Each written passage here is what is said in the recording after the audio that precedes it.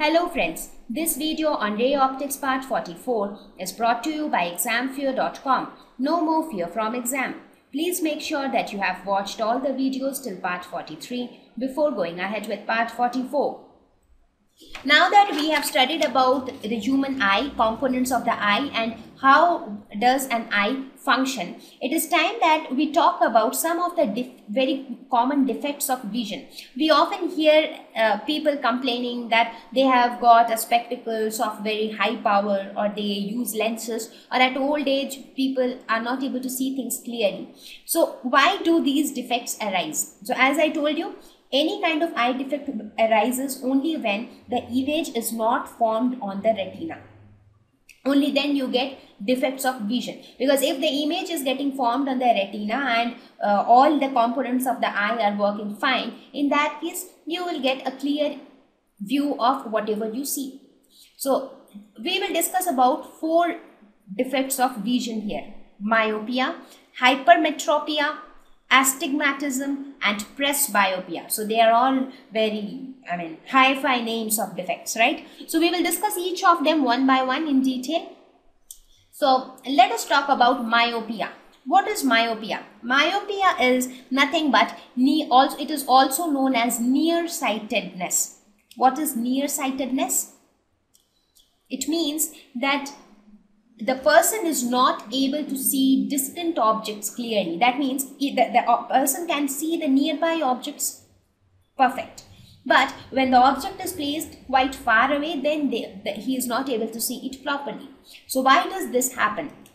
This happens when the image is formed before retina. So what happens in this case? This is the scenario for myopia. In myopia, what happens? If this is a distant object, the rays come and they converge before retina. So the image is formed here. As a result, the person is not able to view it properly. Now, how can we correct it? We can correct it by using a concave lens. What the concave lens will do? Concave lens is a diverging lens, right? So it will diverge these rays all the more. So what will happen in that case? If it earlier the rays were diverged up to this extent. Now if I apply a diverging lens, it will diverge it all the more. So when it passes through the converging lens, it will converge, but it will take little more time to converge because the rays are more diverged here. So by diverging these rays, that is by adding this concave lens, we are able to correct this vision, because now it is not converging at P dash, instead it is converging on the retina, right? So this is how we can correct this vision, and this is why the doctors, when you go to an eye doctor, he will tell you that okay, you take a spectacles of this much power. So what is that power? That power is nothing but, I told you, right? If the doctor says that you use a spectacles of power 4, that means he is actually giving you a concave lens with focal length 1/4, because we know that power is nothing but it is reciprocal of focal length.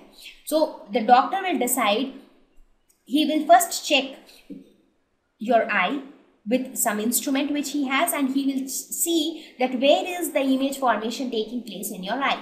So he will know that by how much distance the focus needs to be shifted. So accordingly, he will give you a concave lens of a suitable focal length, right? Okay. Now let us go ahead to the next one, that is hypermetropia. It is just the opposite of myopia. It is farsightedness. That means here you can see the distant objects clearly, but you cannot see the nearby objects clearly. For example, you would have seen many people complaining that they need a spectacles or they need the lenses when they read a newspaper. But it is fine for them when they go out or they go for shopping, they meet people. In all those things, they don't need a spectacles. But they need their specs when they are reading a newspaper, because they have difficulty in viewing nearby objects. So this happens when the object is formed beyond the retina, right? So it is just the opposite case of myopia. So in this case, they are unable to see the closer objects clearly. So how do we correct it? So that will also be the reverse thing. That is, in this case, they will use a convex lens. because since the image, the rays are converging at a far off point, so we want it to converge little early. So we are using another converging lens so that it can converge the rays a little more, so that it gets finally converged at this point. So this is the case for hypermetropia, and it is corrected using a convex lens of suitable focal length.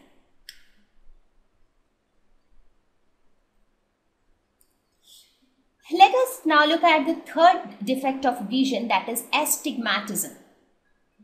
What happens in this defect? In this defect, the cornea is not spherical in shape. I told you, right? What is cornea? Cornea is nothing but an outer covering of the eye. So that entire sphere has got an outer covering, that is called cornea. Now, if the cornea is not spherical in shape, in that case also it happens that the image which we see is not the correct one.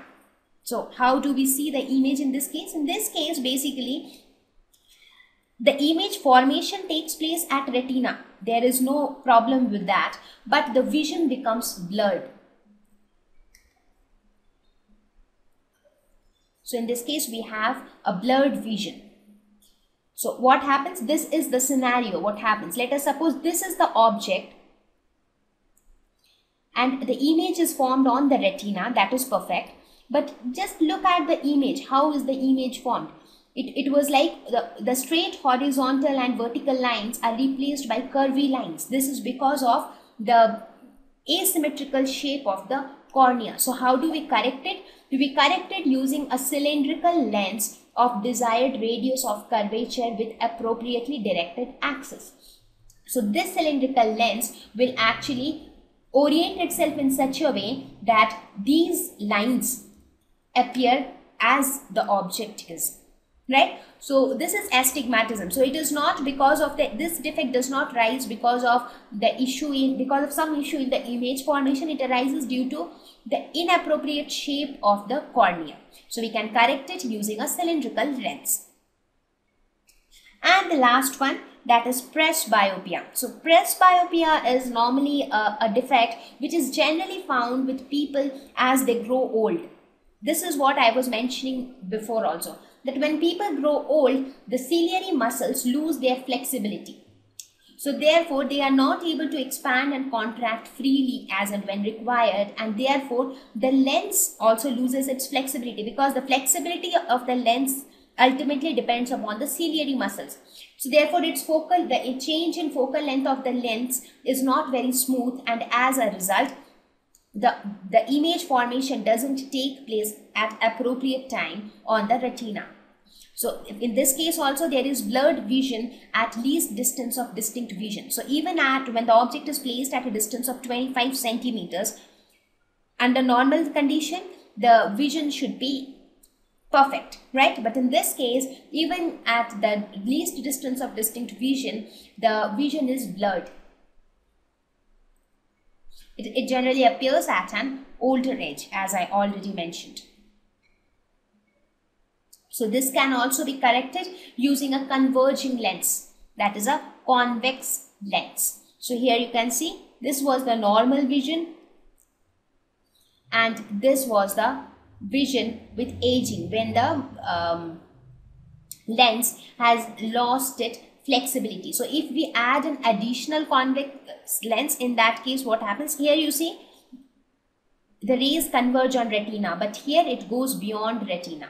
Therefore, we use another convex lens so that can converge these rays a little early than this, so that they converge on the retina and the vision is clearer, right? So that was all about the human eye. I hope I was able to explain you that how does the human eye function. So now let us thank you. Please visit examfear.com to watch free educational videos, try free online tests, get the best quality study materials, study from the best tutors and mentors, and much more. Thank you once again.